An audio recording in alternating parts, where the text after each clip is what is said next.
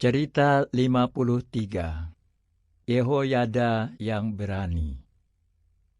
Isabel punya anak bernama Atalia yang jahat seperti dia. Atalia menikah dengan Raja Yehuda. Ketika suaminya mati, anaknya menjadi raja. Tapi sewaktu anaknya itu mati, Atalia menjadi penguasa Yehuda.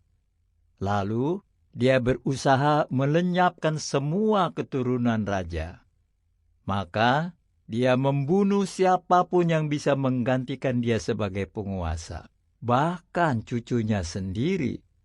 Semua orang takut kepadanya.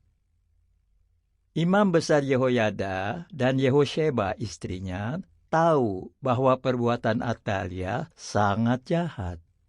Meski berbahaya, mereka menyembunyikan salah satu cucu Atalia, yaitu Yehoas yang masih bayi. Mereka membesarkan dia di bait. Ketika Yehoas berumur 7 tahun, Yehoyada mengumpulkan semua pemimpin pasukan dan orang Lewi, lalu berkata, "Jaga pintu bait, jangan sampai ada yang masuk." Lalu Yehoyada mengangkat Yehoas sebagai Raja Yehuda dan menaruh mahkota di kepalanya. Ketika melihat itu, orang-orang Yehuda berteriak gembira. Ratu Atalia mendengar suara orang-orang itu dan cepat-cepat pergi ke bait. Saat melihat raja yang baru itu, dia berteriak, "Pengkhianatan! Pengkhianatan!" Para pemimpin pasukan menangkap ratu yang jahat itu, membawanya pergi dan membunuh dia. Tapi bagaimana dengan bangsa itu yang sudah mendapat pengaruh buruk dari Atalia? Yehoyada membuat perjanjian antara bangsa itu dan Yehua. Mereka berjanji untuk menyembah Yehua saja. Yehoyada menyuruh mereka menghancurkan berhala-berhala dan tempat penyembahan Baal.